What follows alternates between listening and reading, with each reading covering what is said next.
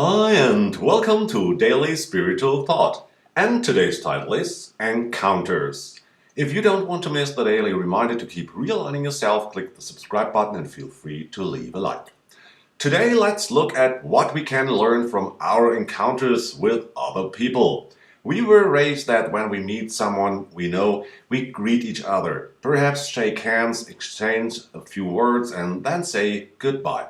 But there's much more behind all these encounters than we suspect, because meetings always serve to strengthen our energy field. Have you ever noticed that you choose different forms of greeting? The superficial kind. You meet a neighbor in town, he's across the street, you look at each other and wave. Then the most common encounters. Someone enters our circle of influence, we shake hands, exchange a few words, and say farewell.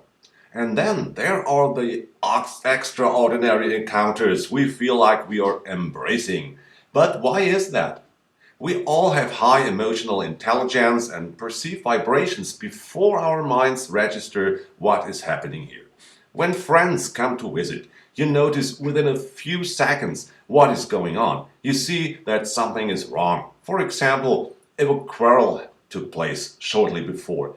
And since we are part of this energy area, the morphogenetic field, as Rupert Sheldrake has named it, we're connected to everything. We can perceive these energy fields. There is always an energy alignment when we meet. If the energy field of our counterpart is good for us, we would like to hug him or her. But people change, and so does their vibration. Maybe you know this. You used to hug a person, but later you only shook hands, and today you only call a short hello to each other. The mind says, we know each other, we don't always have to shake hands. But your inner voice immediately signaled that this contact is no longer suitable for you. We learn from this to follow our feelings and not to do something because we have done it so far. On the other hand, if our sense nudges us to hug another person, to express our appreciation, but our mind says, we can't do that, then we should follow our feeling, because everyone is receptive to the warmth of the heart. Have you ever noticed that kids don't want to go up to certain people and that we have to encourage them to say hello to a person? We should refrain from doing that, because when a child does not want to be close to a person, he follows his inner feeling. We would force it to go against its inner voice.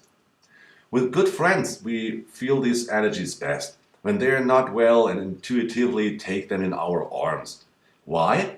Because we give them our power at that very moment and strengthen their field. We may think it's a nice gesture, but in reality, there is an exchange of energy, and each of us should be able to decide for himself to whom he gives his power and to whom he allows to enter his energy field. So let's be guided by the feeling we greet each other and not by the mind. Then we will all surely have beautiful encounters. For now, this is Andreas from Daily Spiritual Thought. Despite all hindrances we have to deal with, have a wonderful time. Thanks a lot for listening, and God bless.